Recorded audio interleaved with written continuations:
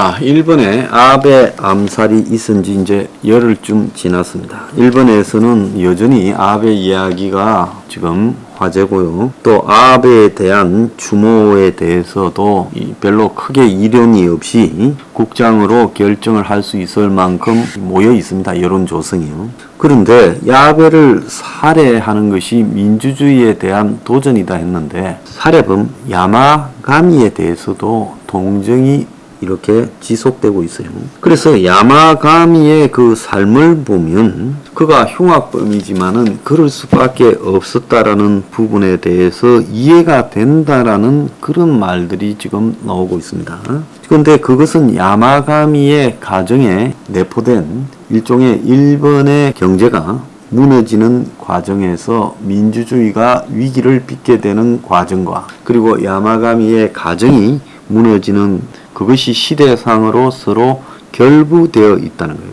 그래서 건설회사를 했다라는 그 외할아버지가 동경대학을 나온 것 같아요. 그래서 오사카에서 토목 관련 하청단체 회장도 했고 이 사람이 딸이 둘이 있었는데 장녀가 야마가미 엄마고 그래서 이 엄마도 당시로서는 보기 드물게 오사카 시립대학을 졸업해서 영양사로 있었고 그러니까 야마가미의 이모는 의사였다는 거예요. 자, 그런데 이제 아들이 할아버지한테 하나 있었는데 아들이 일찍 교통사고로 죽어서 딸만 둘이었고 그래서 이제 그 집에 사이로 들어간 사람이 야마가미 부친인데 이 부친도 교토 대학이라는 거예요. 그러니까 아주 인류 집안에다가 상류층이었죠. 그때까지만 해도. 그래서 집안도 화목하고 부유하고 그래서 주변에서 보기 좋은 집이었어요. 근데 야마가미가 4살 때 이 모친이 이제 이 통일교 집회에 참가하기 시작해서 부친이 말다툼, 불화가 지속되다가 자살을 했다는 거예요. 그리고 야마가미 여동생은 이제 부친이 죽고 난 뒤 유복녀로 태어난 모양이에요. 그래서 남은 가족이 미에현이 살았는데 나라현으로 이주를 했고 그래서 이제 외조부와 같이 살았다는 거예요.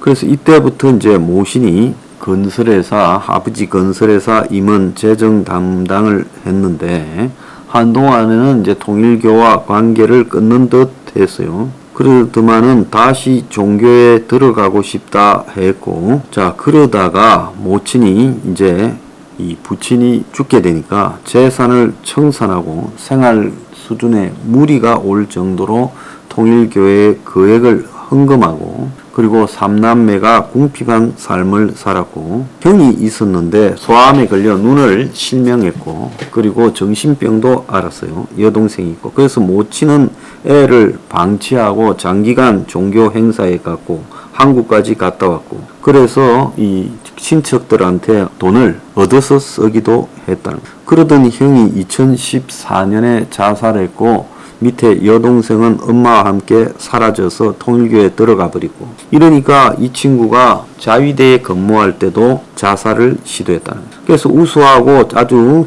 이 다정한 학생이었는데 점점 졸업이 돼 갈수록 우울에 빠졌고 그러다가 이제 이 친구가 현립고등학교를 졸업을 하고 지역의 나름 명문 대학에 들어갔는데 명문대학 공학부에 들어갔는데 졸업을 하지 못하고 전문대로 옮기게 된 모양이에요.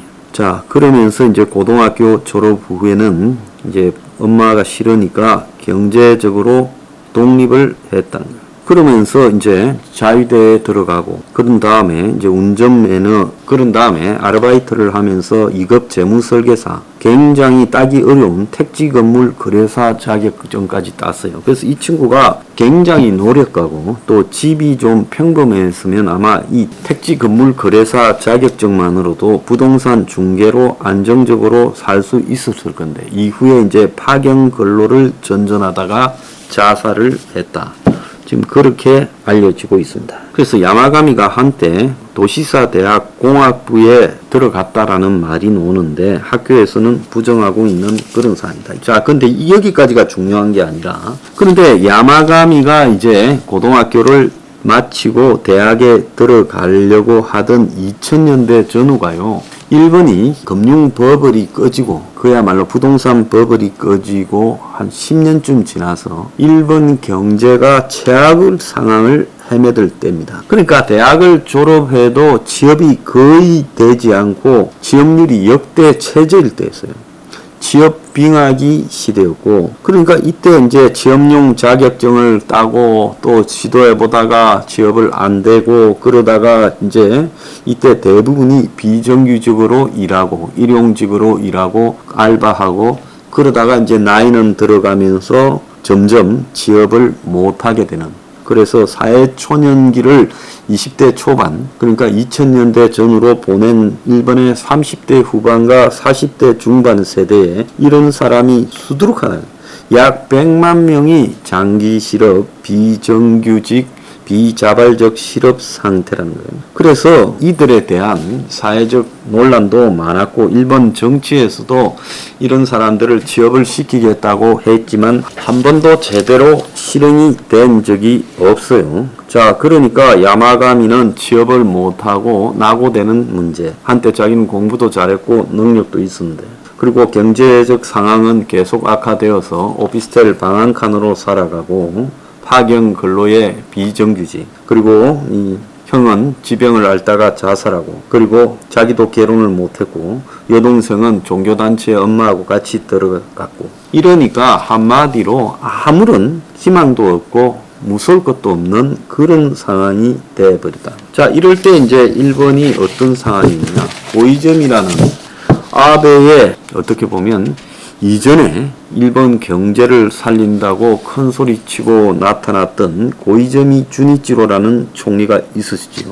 그래서 사람이 일본을 갖다가 다시 되살린다고, 잃어버린 10년을 되살리겠다고 큰 소리를 쳤는데, 일본의 신자유주의적 개혁을 재계의 요청에 따라서 총대를 메고 했어요. 그래서 각종 이 우정공사 이런 민영화를 내걸고 구조개혁을 하고 사회보장제도를 개혁하고 민영화를 하겠다고 내걸었어요.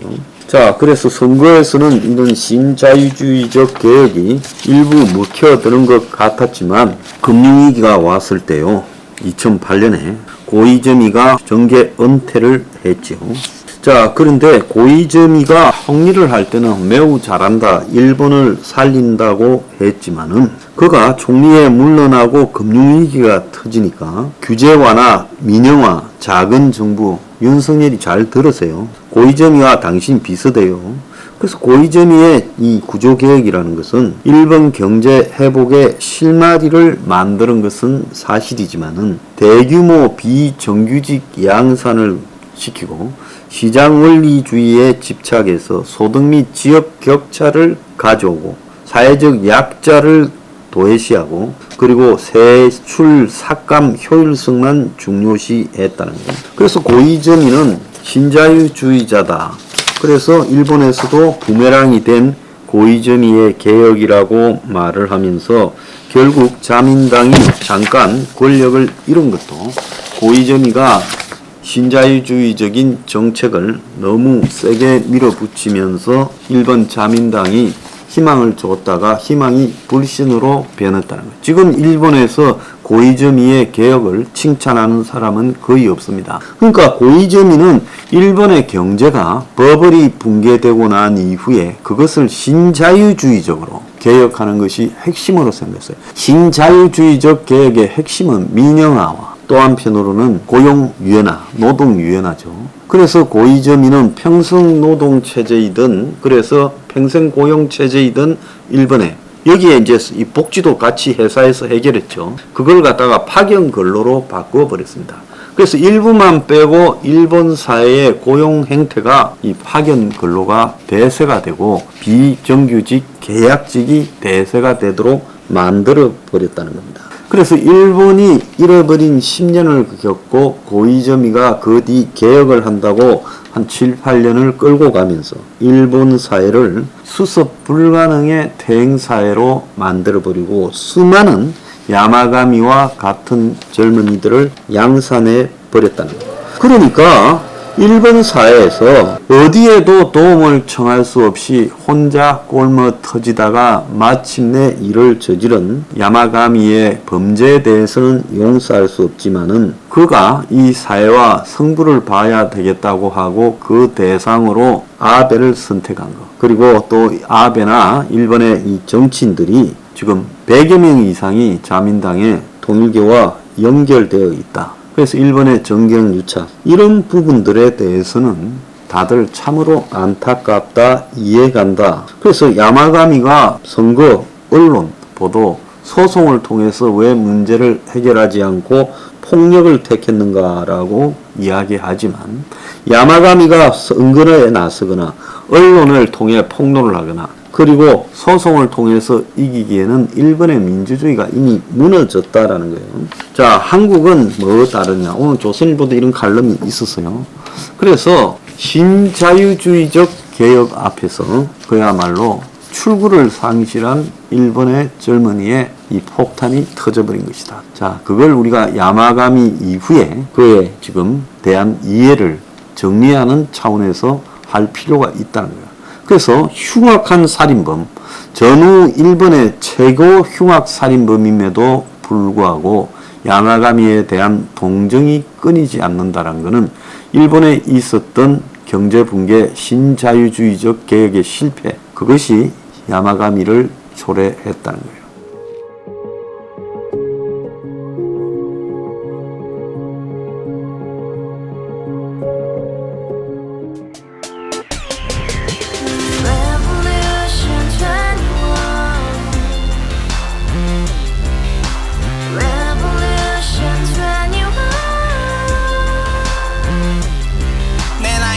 월세 30 코인빚만 300 서울에 온 지 벌써 10년 아둥바둥 버텼지만 여전히 난 반지 하에 제왕 곰팡이 연문제약 내 미래는 깡통망통 완전히 폭망 고시원 창문만큼 작아진 내 꿈 연애 결혼 내 집 모든 게 헛꿈 1년 전 떠난 여친 울며 말했지 같이 써봤자 평생 가본 게 꼭꼭꼭하지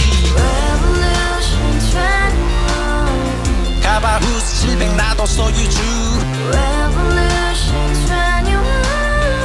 가바후스 700 나의 소유주 택시기사 우라부지 마트 캐셔 울어문니 우리 집안 다 털어봤자 후줄 그래 개선민 내 미래 거기서 팍 끝난 거지 팍더 이상 노력 따윈 괴물이 스펙 찾아서 말리 비오는 날 알바 잘려 맨날 학원 날 개쳐 빨려 밤비 내리는 양화대교 홀로 걷고 있을 때 현수막에 아로 새겨진 평당 700짜리 아파트 다같이 소리 질러 혁명 21 가바후스 700 나도 소유주